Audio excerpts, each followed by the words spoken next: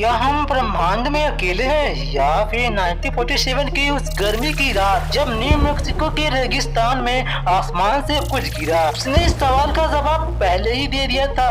यह कहानी है रोजाबेल की, जहां इंसान ने पहली बार शायद किसी और दुनिया से आई चीज को छुआ था। दुनिया अभी अभी द्वितीय विश्व युद्ध से बाहर निकली थी। अमेरिका और सोवियत संघ के बीच शीत युद्ध की शुरुआत हो चुकी थी। आसमान में नए नए प्रयोग हो रहे थे, रॉकेट, जेट इंजन और गुप्त हथियार। लेकिन न्यू मैक्सिको के छोटे से शहर रोजाबेल में जो हुआ, उसने इंसानियत की कल्पनाओं को हमेशा के लिए बदल दिया। जुलाई की शुरुआत थी जब एक तूफानी रात में स्थानीय लोगों ने आसमान में तेज चमक देखी। कुछ ने अजीब आवाजें सुनी। अगले दिन मैक ब्राजर नाम का एक किसान अपने खेत में गया तो उसे जमीन पर फैला हुआ मलबा मिला, धातु के अजीब टुकड़े जिन्हें मोड़ा नहीं जा सकता था और जिनकी बनावट किसी इंसानी तकनीक जैसी नहीं लगती थी। ब्राजर ने यह मलबा पुलिस और फिर सेना को दिखाया। शुरू में एयरफोर्स ने प्रेस रिलीज में कहा, हमने एक उड़न तस्वीर बरामद की है, लेकिन अगले ही दिन बयान बदल गया। नहीं, ये सिर्फ एक मौसम का गुब्बारा था। यहीं से शुरू हुआ वह रहस्य जिसने आने वाले दशकों में यूएफओ और एलियंस की कहानियों को जन्म दिया। तो रोजाबेल में आखिर क्या गिरा था? क्या यह सचमुच बाहरी दुनिया का जहाज था या अमेरिकी सरकार का कोई गुप्त प्रयोग? और क्या आज तक यह रहस्य आधिकारिक तौर पर सुलझ नहीं पाया? 2 जुलाई 1947 की रात न्यू मैक्सिको का आसमान उस रात सामान्य नहीं था। तेज तूफान, बिजली की चमक और दूर से आती गड़गड़ाहट। रोजाबेल के आसपास रहने वाले लोगों ने अचानक कुछ अजीब देखा। एक चमकदार रोशनी जो तेज गति से नीचे आई और जमीन से टकरा गई। अगली सुबह विलियम मैकब्राजर नाम का एक स्थानीय रेंच मालिक अपने खेत की ओर गया। जैसे ही वहां पहुंचा, उसने देखा कि लगभग आधे मील तक जमीन पर अजीब सा मलबा बिखरा हुआ था। वह मलबा धातु जैसा दिखता था, लेकिन जब ब्राजर ने उसे उठाकर देखा तो वो बेहद हल्का और लचीला था। खास बात यह थी कि उस धातु को मोड़ने के बाद भी वह तुरंत अपनी पुरानी आकृति में लौट आता था। साथ ही कुछ टुकड़े ऐसे थे जिन पर अजीब चिन्ह खुदे हुए थे, जिन्हें किसी ने पहले कभी नहीं देखा था। ब्राजर को यह सब देखकर लगा कि यह कोई सामान्य हवाई जहाज का मलबा नहीं है। उसने रोजाबेल के स्थानीय शेरिफ ऑफिस को इसकी जानकारी दी। शेरिफ ने तुरंत रोजाबेल आर्मी एयरफील्ड को सूचना दी, क्योंकि उस समय रोजाबेल एक महत्वपूर्ण सैन्य ठिकाना था। कुछ ही घंटों में सेना की एक टीम वहां पहुंची और पूरे क्षेत्र को घेर लिया। उन्होंने मलबा इकट्ठा किया, तस्वीरें ली और स्थानीय लोगों को चुप रहने की हिदायत दी। लेकिन 1 जुलाई 1947 को रोजाबेल आर्मी एयरफील्ड ने एक प्रेस रिलीज जारी की, जिसने पूरी दुनिया को हिला दिया। हेडलाइन थी, RAF कैप्चरिंग फ्लाइंग डिस्क इन रोजाबेल रीजन, मतलब रोजाबेल क्षेत्र में सेना ने उड़न तस्वीर पकड़ी। इस खबर ने अमेरिकी मीडिया में तूफान मचा दिया। अखबारों ने पहली बार फ्लाइंग डिस्क शब्द का इस्तेमाल किया। लोग उत्साहित हो गए, क्या वाकई एलियंस धरती पर आ गए हैं? लेकिन इस रोमांच को ज्यादा देर तक टिकने नहीं दिया गया। सिर्फ एक ही दिन बाद सेना ने बयान बदला और कहा, गलती हो गई थी, यह कोई यूएफओ नहीं बल्कि एक मौसम का गुब्बारा था। उन्होंने प्रेस के सामने मलबे के टुकड़े दिखाए, जिनमें साधारण रबड़, लकड़ी और फाइबर जैसी चीजें थी। यहीं से विवाद शुरू हुआ। स्थानीय लोगों ने कहा कि असली मलबा तो कुछ और था, अनोखी धातुएं, अजीब प्रतीक और ऐसी तकनीक जो इंसानी समझ से परे थी। लेकिन प्रेस के सामने जो दिखाया गया वह बिल्कुल साधारण और नकली लग रहा था। मैकब्राजर ने बाद में बयान दिया कि सेना ने उसे चुप रहने के लिए मजबूर किया। उसने कहा, मैंने जो देखा था वह सामान्य नहीं था, लेकिन प्रेस को कुछ और ही दिखाया गया। अमेरिकी वायुसेना ने लगातार यही कहा कि यह प्रोजेक्ट मोगोई का हिस्सा था। यह गुप्त प्रयोग जिसने विशेष गुब्बारे का इस्तेमाल सोवियत संघ की परमाणु गतिविधियों पर नजर रखने के लिए किया जा रहा था। समय बीतने के साथ कई लोग सामने आए जिन्होंने दावा किया कि उन्होंने उस रात अजीब रोशनी देखी थी। कुछ ने तो ये भी कहा उन्होंने एलियंस बॉडीज देखी। हालांकि इन दावों को कभी आधिकारिक तौर पर स्वीकार नहीं किया गया, लेकिन इन कहानियों ने रोज़वेल को और भी रहस्यमयी बना दिया। यही वो पल था जब यूएफओ क्रेज ने जन्म लिया। अमेरिका में और फिर पूरी दुनिया में लोग आसमान की ओर देखने लगे, नई रिपोर्टें आने लगी और एलियन शब्द पहली बार आम बातचीत का हिस्सा बन गया। रोज़वेल की घटना ने इंसान की कल्पना में वो बीज बो दिया जिसने आने वाले दशकों तक फिल्मों, किताबों और विज्ञान को प्रभावित किया। 1947 में रोज़वेल घटना के तुरंत बाद सेना ने बयान बदलकर कहा यह सिर्फ एक वेदर बैलून था, लेकिन लोगों के मन में यह सवाल गहराता गया कि आखिर पहले दिन उन्होंने फ्लाइंग डिस्क क्यों कहा था। क्यों स्थानीय लोगों के बयान सेना से मेल नहीं खाते थे और क्यों अचानक सबूत गायब कर दिए गए। सेना की यह चुप्पी और विरोधाभासी बयान ही आने वाले दशकों में रोज़वेल को सबसे बड़ा रहस्य बना देते हैं। सालों बीतते गए लेकिन रोज़वेल का नाम बार बार उभरता रहा। 1960 और 1970 के दशक में कई लोग सामने आए जिन्होंने दावा किया कि उन्होंने रोज़वेल में कुछ अजीब देखा था। वे रोज़वेल आर्मी एयरफील्ड में इंटेलिजेंस ऑफिसर थे। उन्होंने 1978 में एक इंटरव्यू में कहा कि रोज़वेल में मिला मलबा साधारण नहीं था। उनके अनुसार उसमें एक खास तरह की धातु थी जो न जलती थी, न टूटती थी और न ही किसी ज्ञात तकनीक से बनाई जा सकती थी। मार्शल का यह बयान सबसे बड़ा टर्निंग पॉइंट माना जाता है क्योंकि वे घटना के समय सीधे शामिल थे। कुछ ग्रामीणों ने दावा किया कि उन्होंने सेना के ट्रकों में अजीब बॉडीज लादते हुए देखी थी। उनका कहना था कि यह मानव जैसी आकृति वाली लाशें थीं, लेकिन आकार में छोटी, सिर बड़े और आंख लंबी थी। बाद में कुछ मेडिकल स्टाफ ने कहा कि उन्हें ऐसे शव देखने के लिए बुलाया गया था जो इंसानी शरीर जैसे नहीं थे। हालांकि इनमें से कुछ बयान अपुष्ट और विवादित रहे, लेकिन इन्होंने रहस्य और गहरा कर दिया। 1980 के दशक में मैजेस्टिक 12 नामक गुप्त संगठन के डॉक्यूमेंट सामने आए। दावा किया गया कि यह संगठन अमेरिकी राष्ट्रपति हैरी ट्रूमैन ने 1947 में बनाया था। इसका काम था यूएफओ और एलियंस तकनीक की जांच और उसे गुप्त रखना। डॉक्यूमेंट्स में लिखा था कि रोज़वेल में सचमुच यूएफओ और एलियंस बॉडीज बरामद हुई थी। हालांकि अमेरिकी सरकार ने इन डॉक्यूमेंट्स को नकली बताया, लेकिन यूएफओ शोधकर्ताओं के लिए यह सबसे बड़ा सबूत बन गया। सेना ने असली मलबे को छिपा दिया। जनता के सामने नकली वेदर बैलून दिखाया गया। एलियंस बॉडीज को गुप्त ठिकाने जैसे एरिया 51 में ले जाया गया। कुछ लोग मानते हैं कि यह गुप्त अमेरिकी सैन्य प्रयोग था जिसे कवर अप करने के लिए यूएफओ का बहाना बनाया गया। लेकिन सवाल यह है कि अगर यह सिर्फ गुब्बारा था तो इतने सालों तक सेना ने इतनी शक्ति क्यों दिखाई। 1980 के बाद जब यूएफओ संस्कृति पॉप कल्चर में घुलने लगी, रोज़वेल घटना को फिल्मों और टीवी शोज में खूब दिखाया गया।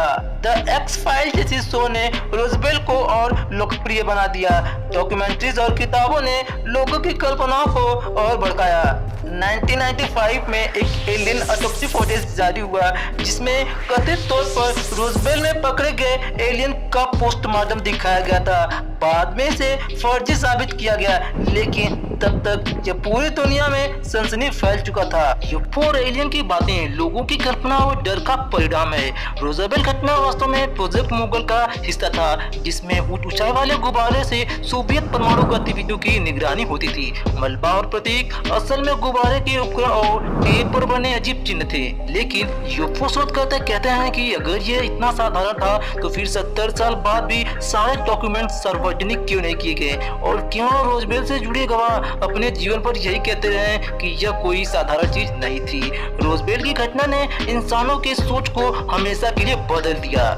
यह पहली बार था जब इतने बड़े स्तर पर लोगों ने सोचा कि शायद हमारी दुनिया से परे भी कोई सभ्यता है। चाहे सरकार इसे छुपाती रही हो, चाहे वैज्ञानिक से नकारते रहे हो, लेकिन गवाहों की गवाही, मीडिया की कहानियां और जनता का विश्वास रोज़वेल को सिर्फ एक हादसा नहीं बल्कि एक रहस्य और आंदोलन बना देता है। सरकारी रहस्य और साजिश, आखिर सरकार ने ऐसा क्यों कहा? यह तो बस एक मौसम गुब्बारे का मलबा है। यहीं से शुरू हुई रहस्य और साजिश की असली कहानी।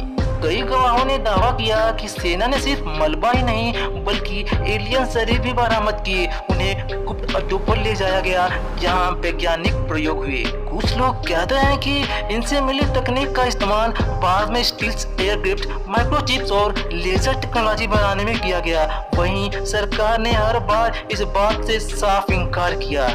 रोजवेल की यह घटना दुनिया की सबसे बड़ी कंस्पिरेसी थ्योरी बन गई।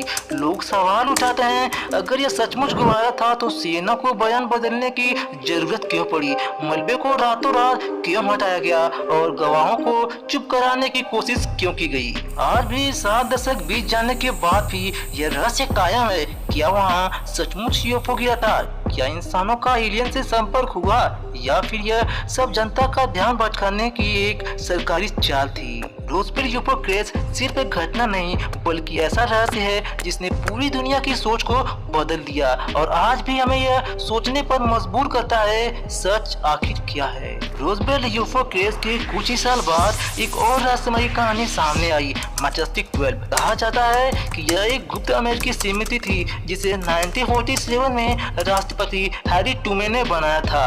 इस ग्रुप का काम था यूएफओ क्रैश, एलियन टेक्नोलॉजी और गुप्त प्रयोगों की जांच करना। 1980 के दशक में अचानक कुछ गोपनीय डॉक्यूमेंट्स लीक हुए। इनमें साफ लिखा था कि रोजवेल में एलियन स्पेसक्राफ्ट क्रैश हुआ था और एलियन बॉडीज भी बरामद किए गए थे। इन फाइलों में वैज्ञानिकों और मिलिट्री अधिकारियों के नाम भी थे जिन्हें इस पूरे ऑपरेशन का जिम्मेदार बताया गया। इन डॉक्यूमेंट्स को मैजेस्टिक 12 पेपर कहा गया। इसमें दावा था कि अमेरिकी सरकार ने एलियन टेक्नोलॉजी से कई आधुनिक आविष्कार किए। कुछ शोधकर्ताओं का मानना है कि कंप्यूटर चिप्स, नाइट विजन और यहाँ तक कि स्टील्थ टेक्नोलॉजी भी इन्हीं प्रयोगों का नतीजा है। लेकिन हर बार की तरह सरकार ने इन डॉक्यूमेंट्स को भी फर्जी करार दिया। आधिकारिक बयान था ये सब नकली हैं, असली सबूत नहीं। मगर सच्चाई ये है कि कई जानकारियां इतनी विस्तृत और गुप्त थी जिन्हें आम इंसान शायद कभी लिख ही नहीं सकता। मैजेस्टिक 12 के रहस्य ने दुनिया में एक नई बहस छेड़ दी। अगर ये सच है तो इसका मतलब है कि दशकों से इंसान और एलियंस के बीच संपर्क चल रहा था और अगर ये झूठ है तो सवाल उठता है ऐसे डॉक्यूमेंट्स आखिर सामने आए हैं क्यों? आज भी मैजेस्टिक 12 दुनिया की सबसे बड़ी गुप्त साजिश मानी जाती है। सच क्या है कोई नहीं जानता, लेकिन इतना तय है कि रोजवेल क्रैश और मैजेस्टिक 12 डॉक्यूमेंट ने इंसानियत को हमेशा के लिए रहस्य और सवालों के घेरे में डाल दिया। 1947 के रोजवेल यूएफओ क्रैश के बाद से पूरी दुनिया में एलियंस और यूएफओ पर चर्चाएं तेज हो गई। यह सिर्फ वैसे ही नहीं बल्कि धीरे धीरे पॉप कल्चर का हिस्सा बन गया। फिल्मों, किताबों और टीवी शो ने यूएफओ को लेकर हमारी सोच को गहराई से प्रभावित किया। 1950 और 60 के दशक में हॉलीवुड ने पहली बार एलियन इन्वेजन मूवी बनाई जहां धरती पर एलियन का हमला दिखाया गया है। इसके बाद ईटी जैसी फिल्मों ने एलियंस को दोस्ताना रूप में पेश किया। आज मैन इन ब्लैक और इंडिपेंडेंस डे जैसी मूवी ने इस विषय को पूरी तरह से मेन स्ट्रीम एंटरटेनमेंट बना दिया है। सिर्फ फिल्में ही नहीं, टीवी डॉक्यूमेंट्रीज, कॉमिक बुक्स और वीडियो गेम्स में भी यूएफओ संस्कृति को और मजबूत किया। यहाँ तक कि म्यूजिक और आर्ट में भी एलियंस थीम दिखाई देने लगी। पॉप स्टार से लेकर रॉक बैंड तक कई कलाकारों ने यूएफओ और एलियंस को अपनी कला का हिस्सा बनाया। सोशल मीडिया के दौर में यूएफओ कल्चर ने एक नया रूप ले लिया। टिकटॉक और यूट्यूब पर हजारों लोग यूएफओ साइटिंग के वीडियो शेयर करते हैं। साल 1947 में न्यू मैक्सिको के रेगिस्तानी इलाके रोजवेल में हुई रहस्यमयी घटना ने पूरी दुनिया को हिलाकर रख दिया। आज 70 साल से भी ज्यादा वक्त बीत चुका है, लेकिन यह सवाल अब भी कायम है, क्या वाकई वहाँ एलियन स्पेसक्राफ्ट गिरा था या यह सिर्फ एक साधारण गुब्बारे का हादसा था? शुरुआती दिनों में अमेरिकी सेना ने खुद फ्लाइंग डिस्क बरामद होने की घोषणा की, लेकिन कुछ ही घंटों में बयान बदल गया और कहा गया कि यह तो बस एक मौसम गुब्बारे का मलबा था। इस बयानबाजी ने रहस्य को और गहरा कर दिया, क्योंकि अगर यह सचमुच गुब्बारा था तो पहले से यूएफओ क्यों कहा गया? वैज्ञानिक और शोधकर्ता इस घटना पर दो हिस्सों में बटे हुए हैं। एक वर्ग मानता है कि यह एक सैन्य प्रयोग था जिसे छुपाने के लिए गुब्बारे की कहानी गढ़ी गई। उनके अनुसार उस दौर में अमेरिका गुप्त प्रोजेक्ट पर काम कर रहा था और सरकार नहीं चाहती थी कि जानकारी बाहर आए। दूसरी ओर साजिश थ्योरी पर विश्वास करने वाले लोग कहते हैं कि सेना ने एलियन स्पेसक्राफ्ट और उसके साथ गिरे एलियन शरीर बरामद किए थे। इनसे मिली तकनीक का इस्तेमाल आने वाले दशकों में आधुनिक आविष्कारों के लिए किया गया। कई गवाहों के बयान मैजेस्टिक 12 जैसे कथित गोपनीय दस्तावेज और रहस्यमय वैज्ञानिक रिपोर्ट इस थ्योरी को और मजबूत करते हैं। वहीं अमेरिकी सरकार हर बार इन दावों को नकारती रही। यही दोहरापन रूजवेल्ट को आज तक सबसे बड़ी अनसुलझी पहेली बना देता है। पॉप कल्चर और मीडिया ने भी इस घटना को हमेशा जिंदा रखा। फिल्मों, टीवी शो, किताब और सोशल मीडिया ने रूजवेल्ट केस को एक रहस्यमय किंवदंती में बदल दिया। ये सिर्फ इतिहास की घटना नहीं बल्कि इंसान की जिज्ञासा और कल्पना का प्रतीक बन चुकी है। सच्चाई यह है कि कोई ठोस सबूत अब तक सामने नहीं आया। न तो एलियंस बॉडीज का प्रमाण मिला और न ही किसी उन्नत तकनीकी का आधिकारिक खुलासा हुआ। लेकिन इसके उलट गवाहों की गवाही, सरकारी गोपनीयता और लगातार बदलते बयान यह शक जरूर पैदा करते हैं कि कहानी में कुछ तो छुपाया गया है। 70 से अधिक वर्षों के बाद रूजवेल्ट केस में यह याद दिलाता है कि कभी कभी सवाल जवाबों से ज्यादा ताकतवर होते हैं। चाहे यह हादसा एक साधारण गुब्बारे का हो या किसी दुनिया से आई मशीन का, लेकिन इसने इंसानियत को यह सोचने पर मजबूर कर दिया क्या हम वाकई इस ब्रह्मांड में अकेले हैं। और शायद यही रूजवेल्ट की सबसे बड़ी विरासत है, रहस्य, कल्पना और अनंत खोज, जो हमें हमेशा सितारे की ओर देखने पर मजबूर करती है। 1947 में हुआ रूजवेल्ट यूएफओ क्रेश आज भी रहस्य से घिरा हुआ है। 7 दशक से अधिक समय बीत चुका है, लेकिन यह सवाल अब भी अधूरा है। क्या वाकई वह एक एलियन स्पेसक्राफ्ट था या फिर सिर्फ एक साधारण गुब्बारे का हादसा। अमेरिकी सेना का शुरुआती बयान था कि उन्होंने एक फ्लाइंग डिस्क बरामद किया है, लेकिन कुछ ही घंटों बाद बयान बदलकर इसे मौसम गुब्बारा बताया गया। यही बदलाव पूरी कहानी को रहस्यमय बना देता है। अगर यह सचमुच गुब्बारा था तो पहले यूएफओ की घोषणा क्यों की गई और गवाहों को चुप कराने की कोशिश क्यों हुई। कई गवाहों ने दावा किया कि मलबे के साथ अजीब धातु और अज्ञात शरीर भी मिले थे, जबकि सरकार ने हमेशा इन बातों से इनकार किया। वैज्ञानिक और शोधकर्ताओं की राय भी दो हिस्सों में बटी रही। कुछ इसे गुप्त सैन्य प्रयोग मानते हैं तो कुछ के अनुसार यह हमारी सभ्यता और एलियन सभ्यता के बीच पहला संपर्क था। अब इसके आगे का पार्ट हम नेक्स्ट वीडियो में देखने वाले हैं।